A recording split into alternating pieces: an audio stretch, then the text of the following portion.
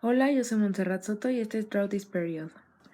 El renacer de las artes surge en el siglo XV. Es simplemente la liberación de la opresión medieval para lograr la belleza perfilada, elaborada, proporcionalmente exacta y naturalmente perfecta. Una época inspirada en el arte grecorromano. Renueva cultura humana, filosofía, ciencia, moral y las proporciones de la realidad. Para dar inicio al Renacimiento es necesario que sepas cuáles fueron los acontecimientos que marcaron la caída de la Edad Media. La caída de Constantinopla, el descubrimiento de América, la invención de la escritura y la finalización de la pandemia de la peste negra. El Renacimiento es el nombre dado a un amplio movimiento cultural que se produjo en Europa Occidental durante los siglos XV y XVI. Con esto la fe y la razón se separan, ya que el hombre necesitó comprender el universo. A esto se le llama humanismo. El Renacimiento surge en Florencia, Italia, en el siglo XV de la mano con el humanismo, mientras que el resto de Europa perdura en el gótico tardío medieval. En la escultura se tomó mucho en cuenta las proporciones humanas, la belleza de los cuerpos desnudos y la anatomía humana. Los materiales más usados para esto eran el mármol, el bronce y el barro. Ahora en el 480 es el momento en el que el pintor busca la solución a los problemas técnicos.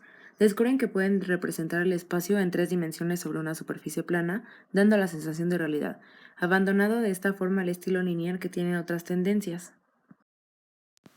Esto fue posible mediante la perspectiva lineal, que se acorta la distancia entre los objetos, la perspectiva aérea, que se difumina la distancia, la composición, que es la armonía, y el sombreado y la luz, para dar profundidad. Hablemos de Sandro Botticelli. Él fue un pintor nacido en Florencia. Este pintor aborda temas religiosos y mitológicos, enfocándose mucho en Venus, la diosa del amor. Su obra maestra fue El nacimiento de Venus, expuesta actualmente en el Museo Galería de los Uffizi en Florencia. El Cinquecento italiano es el segundo ciclo de Italia, considerado un renacimiento pleno en todo su apogeo. Duró aproximadamente las 2 primeras décadas del siglo XVI. Florencia sigue siendo la cuna de los artistas, dando grandes personajes como Miguel Ángel, Leonardo da Vinci, Rafael Sanzio, Tiziano, El Greco y Durero. Él es Miguel Ángel, considerado uno de los más grandes artistas de la historia. Él era arquitecto, escultor y pintor. En 1503, el Papa Julio II decide sustituir la iglesia de San Pedro por la nueva Basílica de San Pedro, comenzando el proyecto Bramante, siguiendo a Rafael y terminando Miguel Ángel en el 1546. En sus esculturas se encuentra la Piedad, que fue creada desde un solo bloque de mármol bajo una composición piramidal, y a su vez esculpió el David, una obra maestra criticada por sus grandes músculos y su postura en zigzag. En sus pinturas se caracteriza por crear cuerpos musculosos y robustos donde habitan almas impulsivas de manera en que las fuerzas físicas y espirituales se equilibran. Él es el creador de la gran obra La bóveda de la Capilla Sixtina en Roma, y 6 años después Miguel Ángel pintó el Juicio Final en la misma Capilla Sixtina. Ahora bien, hablemos de Leonardo da Vinci. Él es dotado de una gran inteligencia. Sus 2 cuadros más representativos son La Última Cena, donde Jesús está en el centro de la mesa, rodeado de todos sus discípulos, aislando a Judas para acentuar su maldad. Todos están distribuidos simétricamente en ambos lados de la mesa. Y por supuesto, la obra más famosa de la historia, La Gioconda o Mona Lisa. Él logra un rostro gentil, reservado y una enigmática sonrisa sugerente y amarga. Es una figura que se muestra en medio perfil con un giro hasta mirar al espectador.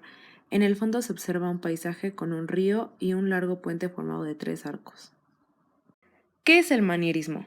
Es una corriente artística del siglo XVI, derivado de la palabra maniera, que indica el estilo de cada artista. Esto quiere decir a mi manera. Es considerado un momento histórico artístico con su propia personalidad, ya que desde Italia se extendió al resto de Europa.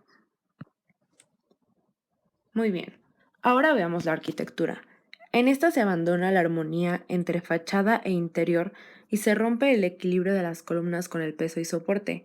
La capilla de los Medicis, en Florencia, y el imponente monasterio San Lorenzo el Escorial, en España, son el mejor ejemplo de la arquitectura de esta época, con libertad plástica en los elementos arquitectónicos.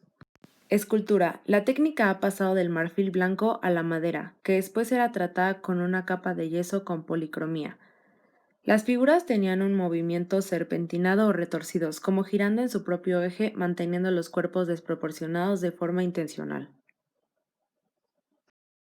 En la pintura, Domenico, más conocido como el Greco, fue el representante de este estilo. Su obra más popular es El entierro del conde de Orgaz, expuesta actualmente en la iglesia de Santo Tomás en Toledo, España. Para finalizar está el Bosco. Su pintura es contradictoria con un gran detallismo flamenco, pero con la desproporción del manierismo. Su obra majestuosa fue El Jardín de las Delicias. Actualmente, esta se puede encontrar en el Museo del Prado, Madrid, España.